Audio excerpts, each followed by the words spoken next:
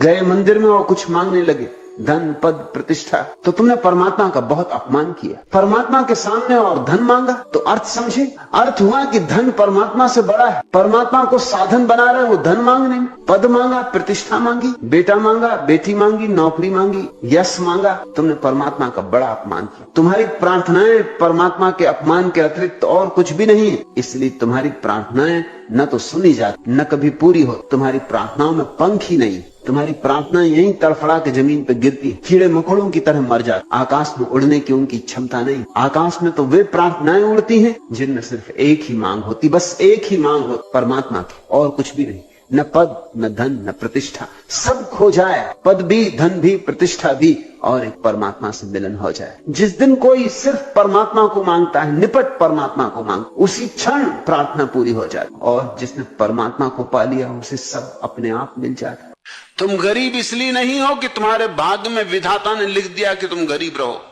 तुम गरीब इसलिए हो कि तुमने ये भाग्य की धारणा पकड़ ली।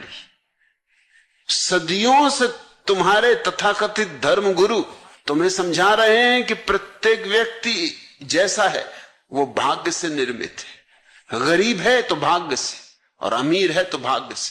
करने को तो कुछ बचता नहीं। भाग्य ही सब कुछ है तो पुरुषार्थ तो मर जाता है। पुरुषार्थ के लिए उपाय नहीं बचता, और संपदा पैदा होती पुरुषार्थ से, भाग्य से नहीं। तुम वहीं भेजे जा सकते हो जहां तुम जाना चाहते हो।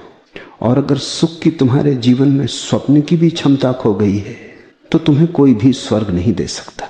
स्वर्ग कोई दान नहीं, स्वर्ग किसी के अनुग्रह से न मिलेगा, अर्जित करना होगा। सुख भी सीखना पड़ता है, सुख का स्वाद भी सीखना पड़ता है। और अगर तुम स्वाद को न जानो तो सुख पड़ा रहेगा तुम्हारी थाली में, तुम उसे चख ना सकोगे, तुम उसे अपना खून मांस मज्जा ना बना सकोगे, वो तुम्हारी रक्त की धार में ना बह सकेगा, वो तुम्हारे जीवन की रसधार ना बनेगी। जीवन में एक अपूर्व घटना घटती है, लोग जिंदगी भर चूसते हैं और भूखे के भूखे, और जब देखो तब रो रहे हैं। तुम्हें अनुभव है भली बात, तुम जब भी बात करते हो क्या करते हो? रोते हो, दूसरा भी रोता है।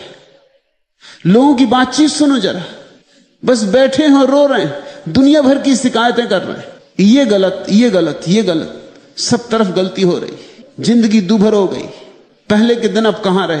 पहले के दिन की भी इसी तरह याद कर रहे हैं ताकि मन को समझा लें, और आगे के दिन की सोच रहे हैं कि कभी तो समाजवाद आएगा, कभी तो ऐसा होगा कि चुसनी से दूध बहेगा।